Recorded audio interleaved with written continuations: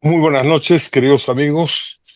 Es un gusto muy grande para Diálogos al Café Marcos Escudero recibir en esta oportunidad a tres distinguidos panelistas que nos van a ayudar a reflexionar sobre las nuevas políticas económicas en América del Sur. Digo nuevas porque aunque una de ellas ya tiene más de 25 años o 20 años, un poco más, en realidad están marcando pautas nuevas de conducta en general en todo el continente, donde hasta hace muy poco tiempo ha prevalecido sobre todo el estatismo y la desconfianza al mercado. Nos acompañan en esta oportunidad Mauricio Ríos García, que es editor de Macro Assessment, una publicación que hace seguimiento al desempeño de las macroeconomías y ha estado haciendo un seguimiento muy cercano a lo que hace Javier Milei, el gobierno de Javier Milei en la República Argentina. Entonces hemos querido un poco aprovechar la actualidad de las políticas económicas de Milei para empezar nuestra reflexión con su presentación. Inmediatamente después le vamos a ceder la palabra al exministro del Ecuador, Alfredo Arizaga. Él fue ministro junto con Yamil Mahuad, el presidente de Ecuador, que nos acompañó hace algunos meses precisamente en este mismo lugar para discutir el tema de la dolarización. Ahora tenemos directamente al autor y al gestor de esa política, que tiene más de 20 años, como decía, en el Ecuador y que en gran medida ha protegido al Ecuador de un manejo irresponsable como el que pudo haberse dado bajo la égida del populismo correísta. Y de hecho ya nos comentará él también de qué manera la discusión sobre dolarización o desdolarización ha incidido fuertemente en la última elección, y me imagino que también marcará la pauta de conducta del nuevo presidente Noboa en los próximos años. Y hemos pedido a Martín Alesina, que es investigador de series de Uruguay, que también hace seguimiento a las cuestiones macroeconómicas en América del Sur, con fuerte énfasis, por supuesto, en el área del Río de la Plata, para que nos acompañe con esta discusión. Como es habitual, tienen ustedes entre 15 y 20 minutos para hacer su exposición y después daremos la palabra a los asistentes. Otra vez quiero agradecerles por esta oportunidad que nos han dado de tenerlos con nosotros. Gracias, Mauricio. Ha sido una presentación sucinta, pero bastante completa. No voy a entrar más en comentarios por ahora, así que le cedo la palabra al exministro Arizaga para escuchar lo que nos cuenta, no solamente de la experiencia inicial del Ecuador que le cupo implementar, sino cómo ha percibido la evolución de la economía ecuatoriana desde entonces y qué podemos aprender de esa experiencia, que me parece que es el tema central de este evento. Don Alfredo, por favor, le ruego abrir el micrófono y la pantalla es suya. Muchas gracias, Roberto. Un saludo cordial a todos quienes nos acompañan. Es un gusto poder compartir unos minutos con ustedes. Después de 25 años de dolarización en Ecuador, podemos evaluar de forma totalmente objetiva y de manera contundente que fue una decisión de política económica, de política pública, que ha sido totalmente beneficiosa para el país. Ha permitido desacoplar la inestabilidad política crónica que vive el Ecuador y sobre la cual Simón Pachano, que nos acompaña, es un especialista desde la perspectiva de análisis político, ha desacoplado esa crónica inestabilidad política de la evolución de la economía. La dolarización ha sido un instrumento eh, tremendamente efectivo para estabilizar la economía en términos de reducir la inflación Durante estos 25 años hemos tenido menor inflación que Estados Unidos y ha permitido que todos los sobresaltos que el país ha atravesado en términos políticos no se traduzcan como sucedía en el pasado en retiros masivos de depósitos de instituciones financieras y no han alimentado el ciclo económico en términos de profundizar las crisis. Cuando adoptamos hace 25 años la decisión, la dolarización, nos preocupaba muchísimo un par de cosas. Nos preocupaba, por ejemplo, que esto vaya a deteriorar la competitividad de los productores ecuatorianos y nos preocupaba algo que repetían los principales economistas ecuatorianos, lo que podríamos denominar coloquialmente las vacas sagradas. Nos decían que al dolarizar estaríamos importando la política monetaria de Estados Unidos y que el impacto de lo que haga el Fed iba a ser mucho más alto en Ecuador por estar dolarizado de lo que era en Perú, en Colombia, en Bolivia, en Argentina. Estos 25 años nos ha demostrado primero que esta aseveración de importar la política monetaria es algo absolutamente equivocado. El impacto que tiene la política monetaria en un país que no está dolarizado es mucho mayor que un país que tiene el dólar como moneda. ¿Por qué? Porque un país que tiene moneda propia tiene que convencer a los agentes económicos de que va a poder contrarrestar lo que está haciendo la Fed. Si es que el Fed sube la tasa de interés, el Banco de la República de Colombia tiene que elevar la tasa doméstica de interés incluso más para poder evitar un arbitraje y un movimiento de capitales. Entonces, la dolarización se vuelve un mecanismo que eh, estabiliza en el mediano y largo plazo, no solamente en el corto plazo, a la economía en forma muy efectiva. Y el segundo temor, el que comenté inicialmente, de que esto podía afectar la competitividad de los productores ecuatorianos, ha quedado absolutamente descartado. Ecuador es uno de los casos de éxito en toda la región, en Latinoamérica, uno de los casos de éxito más notable de crecimiento de exportaciones no extractivas.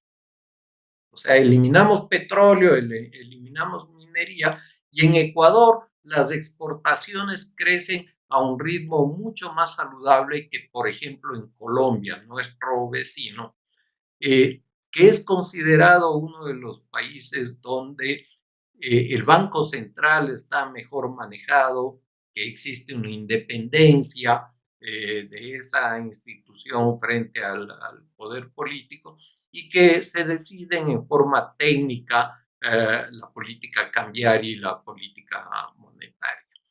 Y cuando conversamos con empresarios colombianos, ¿qué es lo que nos dicen?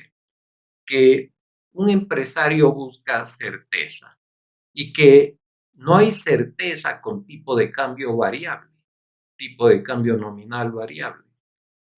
La evolución que tiene el tipo de cambio en un país teóricamente bien manejado por el Banco Central como Colombia es sumamente errática.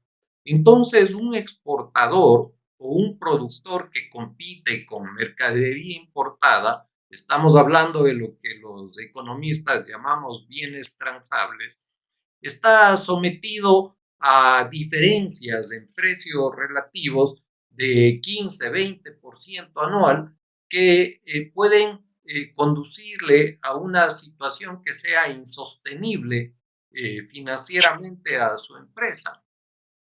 Yo he conversado sobre este tema con Domingo Cavallo y él me comentaba que durante la época de la convertibilidad en Argentina, ellos tuvieron la misma situación de bonanza de exportaciones no extractivas en Argentina como la hemos tenido en Ecuador durante los últimos 20 años, porque los productores se dedican a lo real, se dedican, por ejemplo, en el caso de la floricultura, que es una industria que puede parecer básica, pero que tiene un tremendo contenido de innovación y tecnología, se dedican realmente a preocuparse de la producción. Cuando teníamos moneda propia y ellos ganaban competitividad porque la moneda local se depreciaba permanentemente, su productividad era medida por hectárea, por cada 10,000 metros.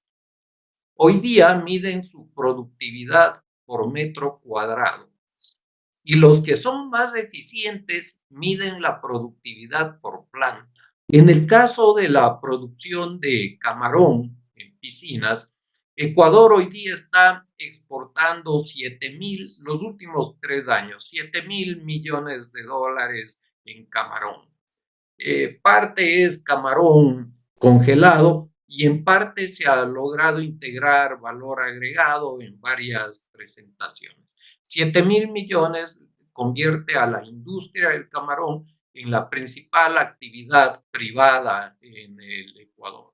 El Producto Interno Bruto está en 120,000 millones, entonces son casi 7 puntos porcentuales del PIB. Es una industria muy, muy importante. ¿Cómo han conseguido llegar a ese nivel estando dolarizados? Incorporando innovación y tecnología. Hoy día, cuando una persona entra a un laboratorio en donde se cultivan larvas de camarón, tiene que cuidar procedimientos similares a los que se cuidan cuando entra a un quirófano. Y la actividad ha incorporado tanta tecnología que, por ejemplo, en las piscinas donde se cultivan los camarones, existen unos sensores que identifican cuando los camarones se despiertan y recién en ese momento empiezan a entregar alimento para que el alimento sea correctamente consumido por los camarones y no se desperdicie, por un lado, pero tampoco se acumulen en el piso de las piscinas para que no se vuelvan un elemento contaminante y un elemento que complica el manejo técnico de esas aguas. Y se ha desarrollado sistemas de aireación que compensan durante la noche la diferencia que existe en el proceso fotovoltaico entre algas y el impacto de los rayos solares durante el día.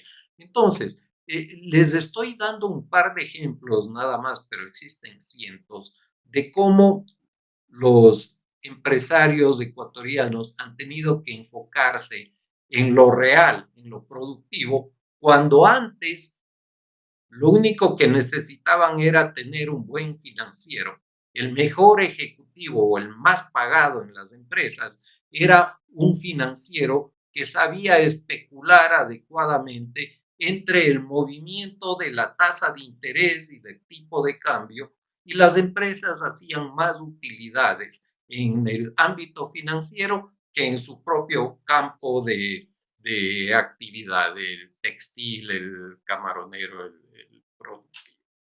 Entonces, esto le ha llevado a Ecuador no a solucionar todos sus problemas, pero sí le ha ayudado muchísimo para que la pobreza se reduzca a pesar de que la política no ha cambiado absolutamente nada y que en el Ecuador no hemos logrado corregir los problemas estructurales porque lamentablemente no tenemos los niveles de consenso político que se requieren para poder hacer esos cambios, muchos de los cuales no son populares.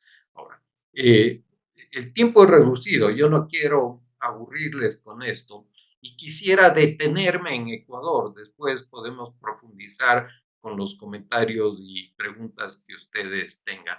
Pero quisiera referirme a algunas cosas que ha dicho Mauricio. Su análisis es muy interesante y cordialmente quiero discrepar en un par de cosas. Yo creo que Argentina no está estabilizada. Es una equivocación pensar que Argentina está estabilizada.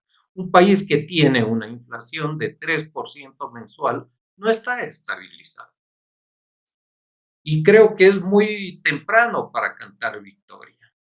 Yo aplaudo muchas de las políticas públicas implementadas por el presidente Milei, creo que van en la dirección correcta, pero no quisiera cantar victoria todavía. Y creo que lamentablemente se equivocó al no haber dolarizado en el momento oportuno. Yo conozco un solo plan de estabilización económica exitosa en el corto plazo. Y ese plan es el de Bolivia de 1985. No hay otro. Jacques me instruyó sobre cómo se hizo ese programa y qué resultados tuvo. Y he participado en múltiples mesas redondas, seminarios, discusiones, donde hemos analizado el plan uruguayo, el plan peruano, el plan brasileño, por ejemplo, con el profesor Edmar Bacha. Yo recuerdo cuando era estudiante hace muchísimos años, Bacha era un referente de la economía latinoamericana.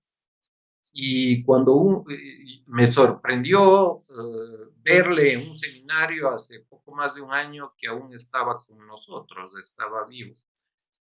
Todos esos programas tomaron entre 7 y 10 años para conducir la inflación de cualquier nivel en el que hubieran estado a un dígito. Entonces, en Argentina, yo creo que no podemos esperar que la inflación llegue a un dígito anual aún en mucho tiempo. Y eso no es estabilizar la economía. Lo que ha hecho Argentina y lo que ha hecho el presidente Milei, que es encomiable, es corregir el tremendo desequilibrio fiscal que existía. Y eso tiene mucho mérito. Pero fíjense que con todo el costo y todo el tremendo esfuerzo que significa haber cerrado la brecha fiscal, la inflación permanece en 3% mensual. Nos decía Mauricio, es el primer programa en el que una reducción de tasas de interés contribuye a una reducción de la inflación. ¿Por qué se da esto? En Ecuador lo vivimos hace 25 años y cuando comentábamos con colegas argentinos previo a que Milei inicie su gobierno, eh, ¿qué se necesitaría para estabilizar la economía argentina? Pues cuando el desorden económico es tan grande, estos gobiernos populistas conducen al Banco Central a tener que contrarrestar el gran crecimiento de la oferta monetaria a través de la emisión de bonos en el Banco Central. Eso eran las LELIQs. Las LELIQs era un instrumento a través del cual el Banco de la República Argentina trataba de contrarrestar el gran crecimiento de la oferta monetaria que estaba originado en el financiamiento del déficit fiscal. Entonces, como darle plata al gobierno elevaba la oferta monetaria, trataban de retirar esos pesos a través de la emisión de bonos con una tasa de interés elevadísima, que con el transcurso del tiempo se convertía paradójicamente en la principal fuente de emisión de nuevos pesos. Entonces, cuando tienes una tasa de interés efectiva del 150 o del 200% anual, cada vez que colocas un bono, estás agravando el problema, no lo estás solucionando. En el Ecuador lo vivimos, se llamaban bonos de estabilización monetaria. Entonces, antes de dolarizar, yo trataba de convencerle a la misión del Fondo Monetario que nos permita dolarizar todo el monto que teníamos emitido en bonos de estabilización monetaria, porque a través de ese mecanismo podíamos adecuar los instrumentos del Banco Central con las expectativas de los agentes económicos, en especial los bancos. Querían tener certeza sobre el tipo de cambio en lugar de darle certeza a través de una tasa de interés estratosférica. Yo le decía al Fondo Monetario, déjennos dolarizar esto y les entregamos no bonos de estabilización monetaria en sucres en esa época, sino bonos en dólares, y ellos están felices dentro de su balance particular, y nosotros dejamos de tener esta máquina de emisión que es la alta tasa de interés desde el Banco Central. Nunca me entendieron esto, porque los técnicos del Banco Central no tienen ningún incentivo para entender a los funcionarios del Banco Central o de los ministerios de economía de ningún país de la región. Ellos tienen incentivos para aplicar políticas ortodoxas y no jugar ningún riesgo. En el caso de Argentina, el éxito del programa hasta hoy día ha sido el tremendo ajuste fiscal real y haber eliminado el déficit cuasi fiscal, que es el déficit del Banco Central, provocado por la alta tasa de interés que pagaban en estos papeles que habían emitido para controlar la oferta monetaria. Pero veamos cuáles son los verdaderos éxitos hasta el momento. Ya me he referido a la tasa de inflación. 3% no es un éxito, no es aceptable, y eso no es estabilizar la economía. Hasta ahí la historia no está cerrada. La pobreza ha bajado del 52.9 al 38.1, como nos mostró Mauricio. Pero hay dos formas de medir la pobreza. La una es la pobreza por ingresos y la otra es la pobreza por consumo. La pobreza por consumo requiere hacer unas encuestas más sofisticadas, toman más tiempo. Generalmente no se mide más allá de una vez por año. Esta reducción que Mauricio nos comentó es la pobreza por ingresos. Eso es un efecto estadístico. En realidad, es muy difícil que la pobreza haya caído en forma significativa con todo lo que ha sucedido en Argentina durante el periodo Milei.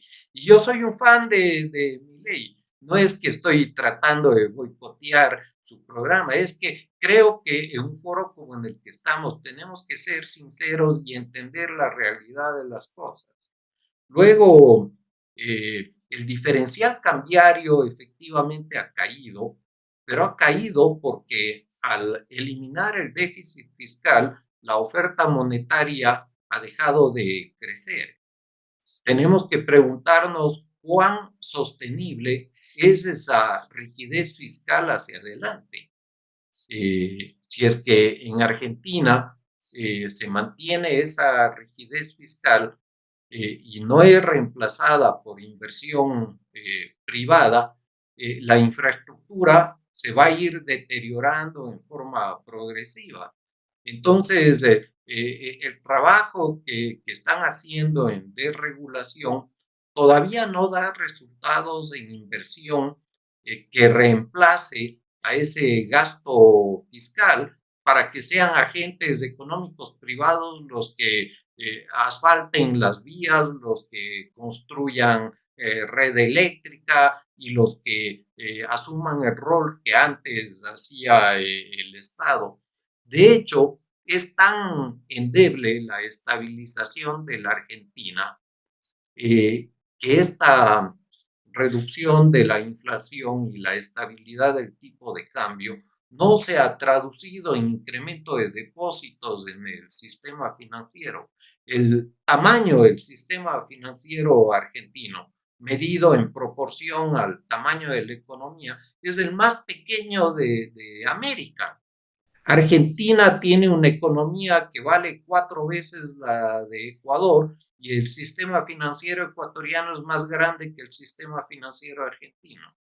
Entonces, hay todavía unos retos gigantescos para Argentina que un país dolarizado, si es que ellos hubieran adoptado esta medida inicialmente, creo que esto ya estaría bastante más avanzado.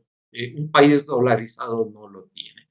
Y el último punto es el alto nivel de riesgo país que tiene Argentina. A pesar de que ha caído, hoy día es bastante más bajo que el de Ecuador. En Ecuador estamos con todos los conflictos políticos en 1000 puntos básicos, Argentina está como en 700 puntos básicos. Ni Argentina ni Ecuador con ese nivel pueden retornar a los mercados financieros internacionales. Estamos excluidos. Y lo estamos porque afuera no hay suficiente credibilidad. En el caso de Ecuador, sobre la voluntad, no la capacidad, la voluntad para cumplir con los pagos de la deuda emitida en bonos. Y en el caso de Argentina, no hay afuera suficiente confianza en que Argentina pueda sostener en el tiempo este modelo de ajuste fiscal tan férreo y que si Milei tiene, porque se agota su periodo político, tiene que ser reemplazado por otro actor, se va a mantener ese mismo ajuste fiscal tan férreo.